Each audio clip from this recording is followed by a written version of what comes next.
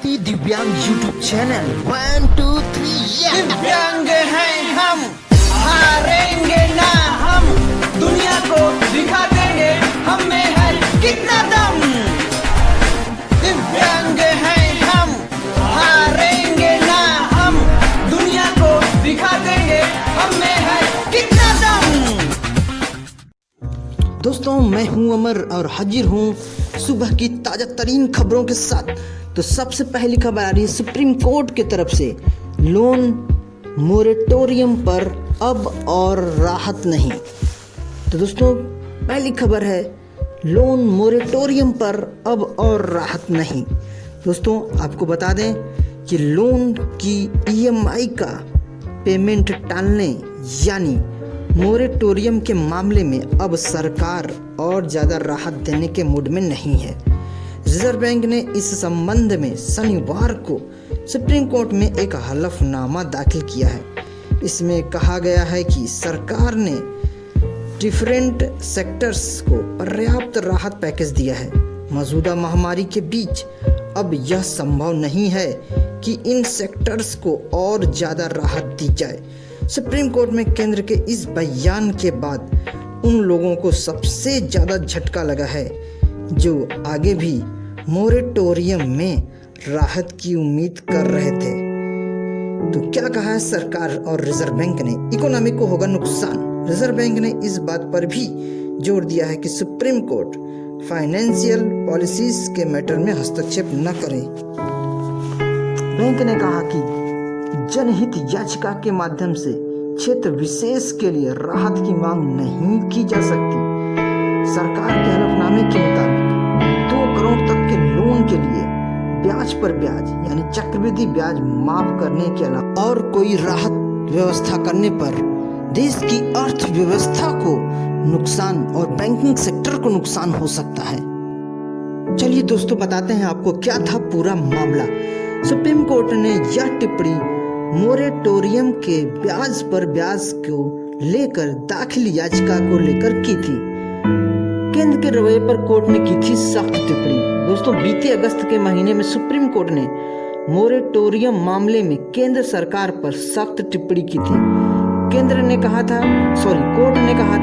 कि केंद्र सरकार रिजर्व बैंक के पीछे छुपकर अपने को बचा नहीं, इस बारे में हलफनामा दाखिल कर अपना रुख स्पष्ट करे।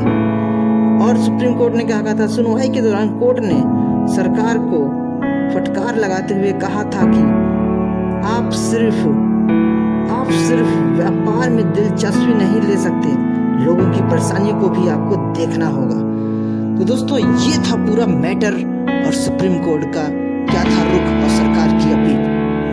दोस्तों, अगली खबर आ रही है उत्तर कोरिया से। स्थापना दिवस पर किम जोंग उंग ने दिखाई अपनी ताकत। हाँ दोस्तों, तमाम तरह की आशंकाओं को नकारते हुए उत्तर कोरिया के सर्वोच्च नेता किम जोंग उन को फिर से सार्वजनिक मंच पर देखा गया। दोस्तों, समय था कि उत्तर कोरिया की सत्तारूढ़ वर्कर्स पार्टी का 75वां स्थापना दिवस। तो राजधानी जो उत्तर कोरिया की राजधानी है प्योंगयांग में यह कार्यक्रम था और वहां पर किम जोंग उन को देखा गया। दोस्तों, रुख करेंगे अगली खबर की तरफ। बेटी बचाओ, हर मिनट 23 बच्चियों का पूरी दुनिया में हो रहा है बाल विवाह। दोस्तों, यूनिसेफ की रिपोर्ट में सामने आई चौंकाने वाली जानकारी। दोस्तों, गर्ल्स चाइल्ड डे पूरी दुनिया में सेव गर्ल्स चाइल्ड मुहिम जोरों पर है। भारत में भी बेटी बचाओ बेटी पढ़ाओ का नारा बुलंद है, मगर यूनिसेफ की एक रिपोर्ट के अनुसार भारत समेत पूरी दुनिया में हर मिनट 23 बच्चियों का बाल विवाह हो रहा है। अगर इस मोर्चे पर तेजी से एक्शन नहीं लिया गया तो वर्ल्ड लेवल पर 18 साल की उम्र से पहले विवाहित लड़कियों की संख्या 2030 तक 15 करोड़ से ज़्यादा हो सकती है। दोस्तों 2030 तक 15 करोड़ से ज़्यादा हो सकती है। 12 करोड़ बच्चियां शादी हर साल पूरी दुनिया में हो जाता है। 15 करोड़ बाल विवाह हो जाएंगे साल 2030 तक। 2.6 करोड़ बाल विवाह भारत में हो चुके हैं अब तक।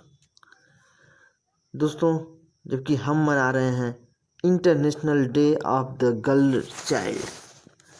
दोस्तों साउथ एशिया में स्थिति बदतर।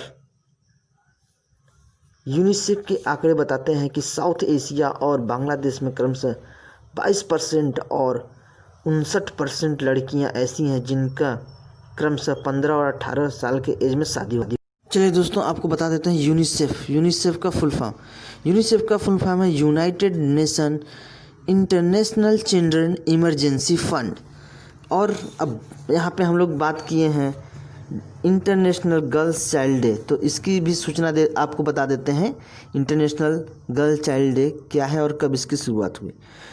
तो पहला इंटरनेशनल गर्ल चाइल्ड डे 2012 में बाल विवाह की समाप्ति थीम के साथ मनाया गया। आज पूरी दुनिया 9वां इंटरनेशनल गर्ल चाइल्ड डे मना रही है। इसकी मुख्य उद्देश्य बालिकाओं के अधिकारों का संरक्षण व उसके सामने आने वाली चैलेंजेस की पहचान करना है। इस दिवस को मनाने का एक बड़ा उद्देश्य यह भी है कि समाज में जागरूकता लाकर लड़कियों को लड़कों के बराबर दोस्तों अगली खबर है फ्रेंच ओपन से। ईगा स्विटेक ने रचा इतिहास। फ्रेंच ओपन के फाइनल में सोफिया केनिन को हराकर जीता पहला फ्रेंच ओपन खिताब। दोस्तों अमेरिका की चौथी